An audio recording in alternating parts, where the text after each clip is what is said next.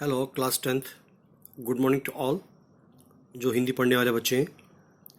आज हम आपको कविता 13 पढ़ाने जा रहे हैं और कविता 13 का नाम है हिंदी जन की बोली, भाग 1।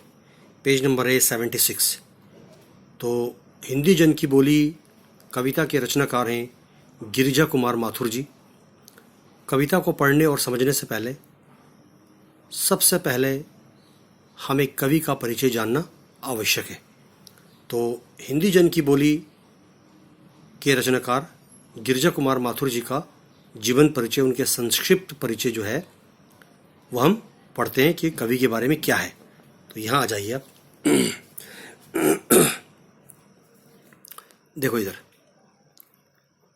ये है यहाँ पर कवि परिचय गिरिजा कुमार माथुर। इन्होंने हिंदी जन की बोली कविता की रचना की है। तो इनका परिचय कुछ इस प्रकार से है। गिरिजा कुमार माथुर जी का जन्म 1918 ईस्वी को मध्य प्रदेश में हुआ। उन्होंने लखनऊ से अंग्रेजी में एमए करने के बाद एलएलबी की परीक्षा उत्तीर्ण की, किंतु बाद में सरकारी नौकरी पर चले गए। माथुर जी अनेक वर्षों तक आकाशवाणी से संबंध रहने के बाद दूरदर्शन में निदेशक, एक डायरेक्टर के पद पर भी नौकरी करते रहे। माथुर जी की गणना नई कविता के प्रमुख कवियों में की जाती है। माथुर जी ने कला के प्रति अभिरुचि और सौंदर्य प्रिय ने इनकी अनुभूति और शिला को एक नया आयाम दिया। मंजीर, नाश और निर्माण, धूप के धान, शिला पंख चमकीले, मैं वक्त के सामने हूँ आदि माथुर जी की प्रमुख रचनाएं हैं। तो ये था माथुर जी का थोड़ा सा कवि परिचय। तो यहाँ है गिरिजा कुमार माथुर जी का जन्म और उसके बारे में आपको थोड़ा सा बता दिया। अब आ जाओ, हिंदी जन की बोली जो कविता है वो कुछ इस प्रकार से है। देखिए इधर, ये थोड़ा ज़ेरॉक्स करके किया है इसको पढ़ाने के लिए, बुक ना होने की वजह से। क्लास 10th जो बच्चे हिंदी पढ़ने वाले हैं, कविता 13 हिंदी जन की बोली, रचनाकार गिरिजा कुमार माथुर जी के बारे में आपको बताया। अब हम पहले कविता को थोड़ा पढ़ लेते हैं। ये हिंदी जन की बोली से आप समझ गए होंगे कि हिंदी जो भाषा है वो आम लोगों की आसान और सरल भाषा है। हिंदी भाषा जो है भारत के कोने कोने, गांव गांव, हर एक जगह बोली जाती है, पढ़ी जाती है, समझी जाती है। और ये भाषा एक ऐसी भाषा है जैसे आप कहेंगे उसी प्रकार से इसको हम लिख सकते हैं और ये बहुत आसान है।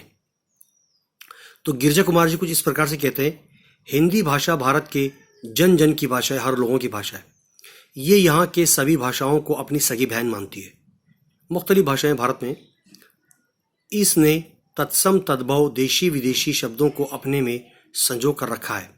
ये समाज में व्याप्त हिंदी भाषा जो हमारी सोसाइटी में, हमारे माशरे में जो फैली हुई ऊंच नीच, अमीर गरीब का जो भेदभाव है उसको समाप्त करने में सक्षम है। ये इन्हें बहुत मदद मिलती है हिंदी भाषा को इन चीज़ों को ख़त्म करने में। ये जो वाह्य आडंबर जो फैला हुआ है हमारे समाज में, ऊंच नीच, छोटा बड़ा, अमीर गरीब, इन चीज़ों को समाप्त करने के लिए बहुत मददगार साबित होती है हिंदी भाषा। तो कुछ इस प्रकार से है, इधर देखो, एक डोर में सबको है जो बांधती वो है हिंदी, हर भाषा की सगी बहन जो मानती वो है हिंदी, भरी पूरी हो सभी बोलियां यही कामना हिंदी है, गहरी हो पहचान यही साधना हिंदी है। आगे देखिए, रहे विदेशी न रहे रानी, सौत विदेशी रहे न रानी, यही भावना हिंदी है, तत्सम तद्भव देशी विदेशी सब रंगों को अपनाती। अच्छा, जैसे आप बोलना चाहे वही मधुर वो मन भाती, नए अर्थ के रूप धारती, हर प्रदेश की माटी पर खाली पीली बोम मारती। तो बहुत ही सुंदर रचना की है गिरिजा कुमार माथुर जी ने हिंदी के बारे में। हम एक बार फिर पढ़ते हैं। देखो इधर, हिंदी भाषा भारत के जन जन की भाषा है। ये यहाँ की सभी भाषाओं को अपनी सगी बहन मानती है। इस भाषा ने, यानी हिंदी भाषा ने, तत्सम तद्भव देशी विदेशी शब्दों को अपने में संजो कर रखा है।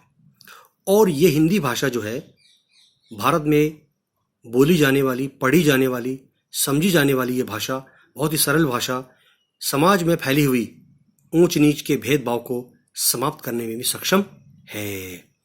अब आ जाओ कविता जो कुछ इस प्रकार से।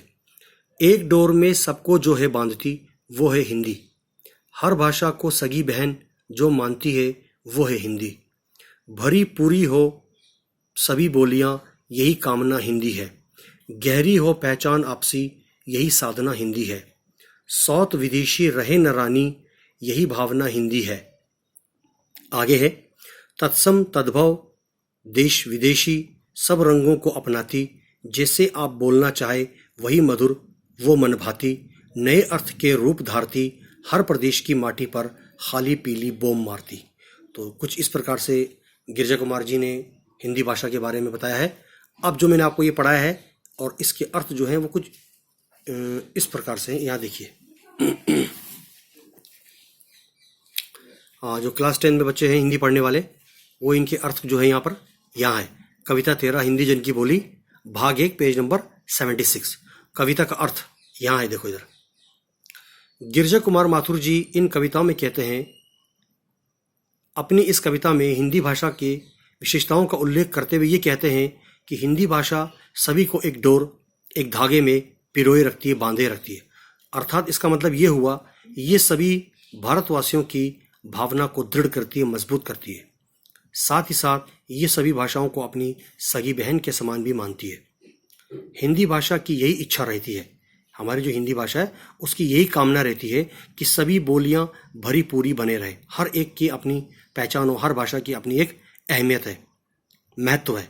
हिंदी भाषा की यही कोशिश है कि हम सब की परस्पर पहचान बनी रहे और पहचान गहरी बने। यही भाषा ऐसी भावना का प्रसार और प्रचार करती है कि उसके सौतन अंग्रेजी कभी रानी की पदवी प्राप्त न करे।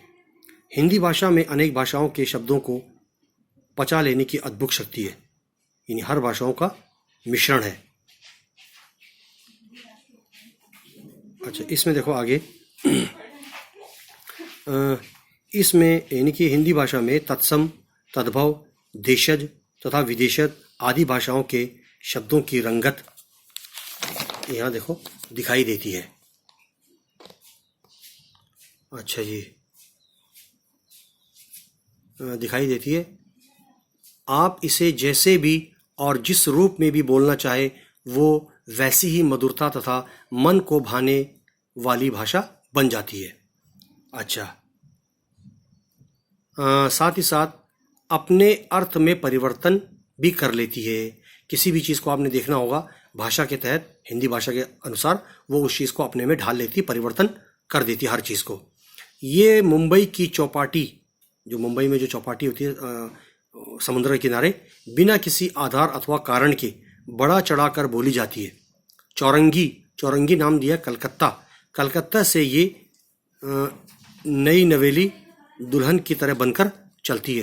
यानी कलकत्ता में भी जो भाषा बोली जाती है वही है हिंदी है, और उसको एक अलग रूप और अलग लहजे में बोलने के लिए लोग कोशिश करते हैं। तो ये थी पेज नंबर 76 का भाग 1 का अर्थ। अब जो भाग 2 है वो हम आपको कल पढ़ाएंगे।